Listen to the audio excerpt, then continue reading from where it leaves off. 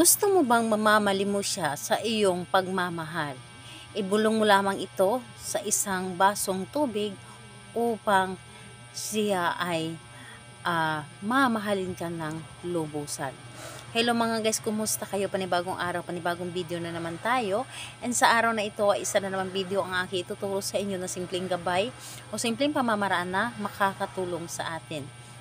At bago ang lahat, gusto ko lang mag-disclaimer sa mga taong hindi naniniwala at hindi gusto ang mga kagaya nitong video. Please skip this video at maghanap kayo ng videos na gustong gusto nyo, dahil ang video na ito ay para lamang ito sa mga taong naniniwala and gusto mag-try. Sa lahat po ng mga nagko-comment dito sa aking video dito sa loob ng aking channel, mag-ingat sa lahat ng mga nagre-reply sa inyo na dinadala kayo sa kanilang WhatsApp in Imo app upang makaiwas po tayo sa scam. Ngayon po, ituturo ko sa inyo paano siya mamamalimos sa iyong pagmamahal. Ikaw ba ay isang tao na nagmamahal na para bang ikaw lagi naghahabol sa kanya? Siya ba ay nanglalamig sa inyo? Na nararamdaman mo ba na parang binabaliwala ka na niya? Gusto mo ba na siya mismo ang mamamalimos sa iyong pagmamahal? Gawin mo ito para sa kanya upang magiging masaya ang inyong relasyon. Ito ay pwedeng gawin sa parehas ang kasarian, babae ito babae, and lalaki ito lalaki. And siyempre naman sa ating babae at lalaki na mag-partner. And dito po ay kailangan natin dito, ng ating gagamitin is kailangan lamang natin dito ng isang basong tubig na malinis yung naiinom. At dapat po ang baso na ito ay katulad po nito. Babasagin po dapat. And ayun po, ito lamang ang dapat nating ihanda. And kapag handa na ang baso na may laman ng tubig, ang isunod pong ihanda ang inyong sarili. Lagi ko po itong sinasabi sa inyo na kapag gagawa kayo ng isang ritual, love spell, ay dapat ay buo ang inyong loob sa paggawa nito. Dapat po ay buo ang inyong tiwala, paniniwala, dahil ito ang kakailanganin natin. And ayun po, kapag ready ka na, and syempre dapat ay hindi ka nagdududa sa inyong dapat gawin. Dapat ay nagtitiwala ka sa iyong sarili and positive ka pong tao. And kapag ready ka na, pwede mo na itong simulan.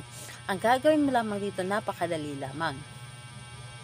Dito sa isang basong tubig, ibulong mo dito ang iyong nais. Halimbawa na lamang ang kanyang pangalan at apelyido ng inyong target, at sabihin mo dito, magmamalimos ka ng aking pagmamahal. Ako lamang ang iyong mamahalin habang buhay.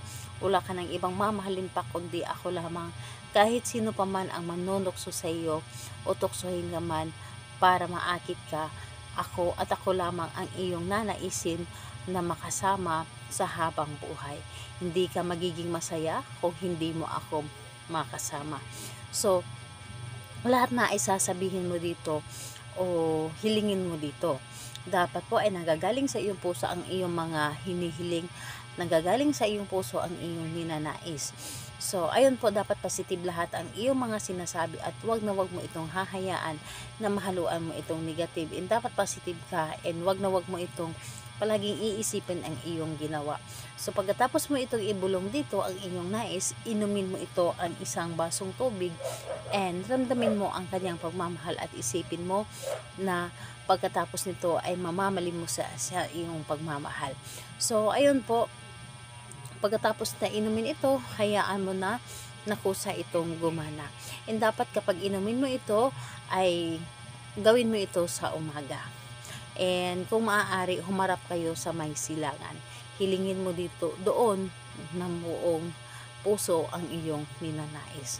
So, ayun po, kahit anong araw at oras naman pwede mo itong gawin, pero dapat po ay umaga sa may silangan po dapat. So, ayun po, salamat po sa inyo. Bye-bye everyone. God bless us all. Di ba yan sa bata nakagunit pa pang, oy? Gunit-gunit lagi ka papang lagi. Ha? Oh, grabe. Di ba yan nakagunit sa imuha, oy?